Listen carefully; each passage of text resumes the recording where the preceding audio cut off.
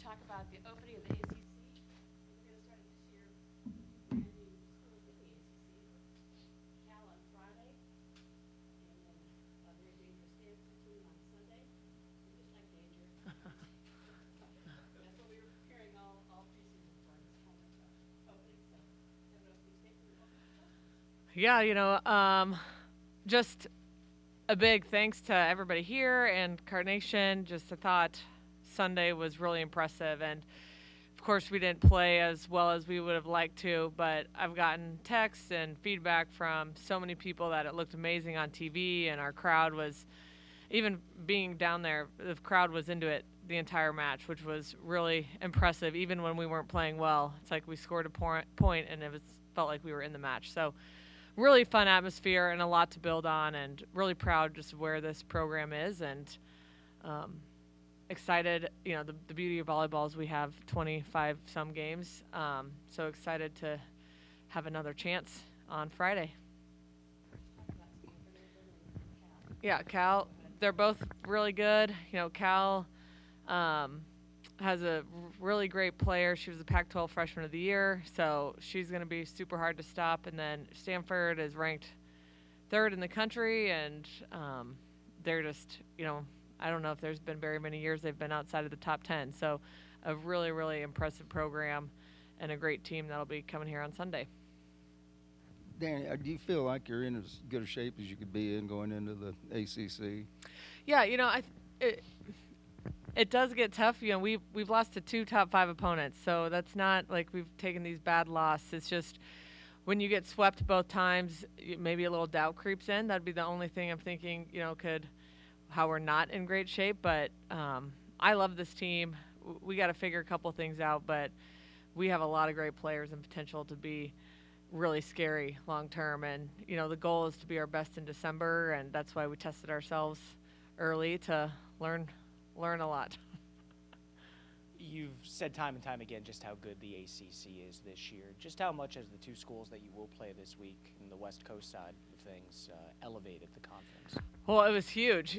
Just those 2. Cal, again, had the Pac-12 Freshman of the Year. She's a great player, and just a different kind of style of volleyball the West Coast usually brings. And then Stanford immediately put the ACC arguably as the best conference in the country, especially at the top. 3 of the us, Pitt, and Stanford probably, I don't know what will be ranked today, but probably in the top 6. It's really impressive from one conference. Past, it felt like you guys would play a couple of L&N, then go to the KFC Yum Center and kind of prep yourselves for that big environment. This year it's kind of the opposite, going to a little bit more of an intimate setting. What's it going to be like kind of getting used to that setting again? Yeah, it is crazy. We haven't even played an L&N yet, but I feel like our team's going to be really excited from the pregame flow, and the way we can prep and just be comfortable in our own arena is really nice. And then just to feed off that energy, L&N gets really loud and intimate, and we tend to play very well there. Danny, adding Cal and Stanford to the ACC, does that expand your recruiting footprint at all to be able to say, hey, we play against, some of your local schools to kids on the West Coast or anything like that? It does somewhat. I think we were already having a little bit of success on the West Coast, but this should elevate that because we'll be traveling out there likely once a year, for sure every other year. And then the addition of SMU is really big because, Texas is a very hot recruiting base. So now we'll be going down to SMU, and I think that opens the door a little bit more for those recruits. Danny, you're in the middle of it now, and you've got so many big games left. But do you feel like these last couple weeks, and especially like yesterday, when you look back, are kind of a moment to take this program to that next step you want it to? Yes, in some ways, and no in others. The fact that we were the first game on ABC and playing against Nebraska, and everybody would think that Nebraska would get to host the first game on ABC. So the fact that it was in Louisville was huge for our program, and I think puts us in the talks that we're becoming a powerhouse every year, and that's what we want to be. But then the way you play, I thought, Nebraska definitely outplayed us and looked more physical. It's like, are we far away from being able to compete with them every single night? I don't know. That's what we're going to figure out, and that's why we have another great test on Sunday and Friday. But I think we're in a good place, so we'll see. You mentioned the different style of West Coast teams. How are they different? Usually their ball control is really good, so they're great passing teams. They play a little faster. So the style's not a big difference. It's just, maybe just in a couple ways that we might not be used to. It doesn't happen for you guys often, but whenever you do lose a matchup in straight sets, is there anything you do in the next couple days afterwards to kind of help get the team back on track, or is it just business as usual?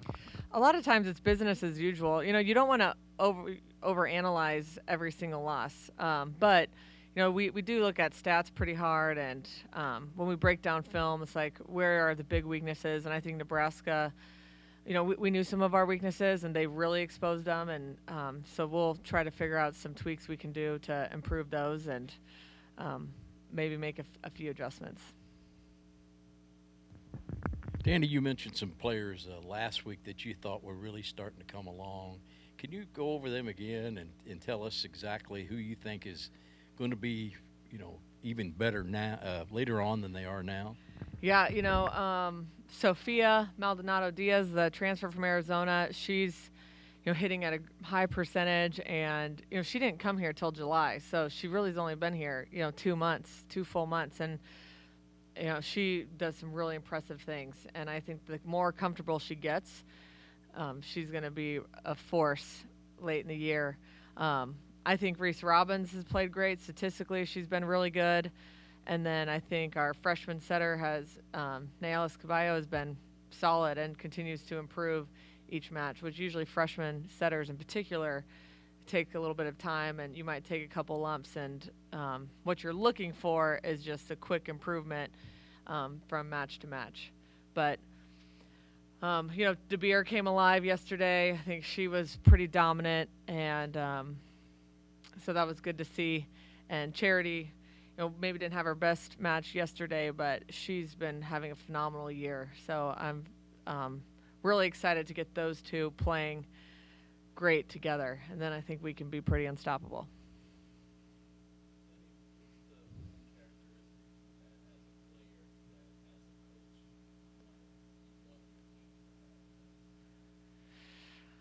That's a great question. As a player, especially because I switched positions and I came into Nebraska as a setter, and I'd never really been a setter before, so I had a lot of switching in my career. So I always played with a little bit of a chip on my shoulder and super competitive, and I think this team has that. And I think that's kind of been a key of Louisville volleyball, is like, even when we're ranked high, we always feel like the underdog, and we always expect more from ourselves, but it's just, it feels a little bit like people doubt us from time to time, so we use that for fuel. But I also think consistent is huge, and that's what this team needs to get better at, is a little bit more consistency. You mentioned obviously Anna and Charity being two of the lightning rods that you have on this team, but Reese, as you mentioned before too, seems to be coming into her own a little bit more. What's that next step for her to be able to take over games herself? It's for her, it's consistency. And she'll have some amazing kills, and then she'll make a silly error, and that's usually a sign of a young player. She's only a sophomore, and she also switched positions, so a little more consistency from her, but. And then just being a shutdown blocker. So in her position, that's what we need. And she can physically do that. It's getting in the right spots and reading the game, which is, from last year to this year, it's drastically improved, and it can still go another step. I guess maybe a two-part. It seems like all of the top teams are playing each other and beating each other up. Yeah. Is that different, or has it always been that way a little bit? And then second question, in regards to that, when do you start thinking about RPI as a coach? No, I think it's different this year, and a big part of that is just the elevation of the sport of volleyball, more TV matches, more opportunities for big crowds. And if we really, as coaches, if we want to take our sport to the next level, then we're going to have to do some things that might be out of our comfort zone. So, you saw all the teams scheduling really hard and working to break attendance records and, have more nationally televised games. Like, they want to see great matches on TV. And for RPI, like for us, we got to think about it right away, you know. And when you're scheduling, it's so important because just the top 4 seeds and the fact you get to host if you become a top 4 seed is a big deal in the tournament. And the biggest indicator of that is the RPI, and that's what the committee uses. But you know, you have to win games too. So sometimes, like, did we schedule too tough? Like, is it, if we would have beaten them, would have it been better than playing a top 20 team and beating them? So it's a checks and balance. You mentioned Anna kind of coming alive, but it feels like she's been such a constant that I think most fans count on her no matter what match it is. What does coming alive look like for her, and where do you see her still getting better? Yeah, you know, she just took some really aggressive swings yesterday, and, you know, she competed super hard.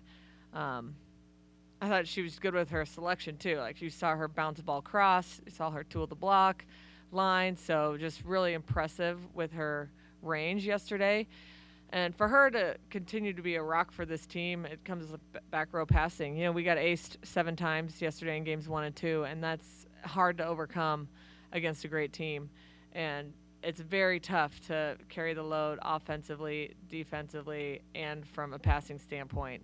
But I think she knows that that's what she's going to have to do, and she's up for the challenge, and she's a great player. Like, that's somebody you want to take the last swing no matter, you know, how the game's going. So, again, it was great to see her have a really great match. Like I said, when her and Charity sync up, that's going to be fun for us. Thank you all.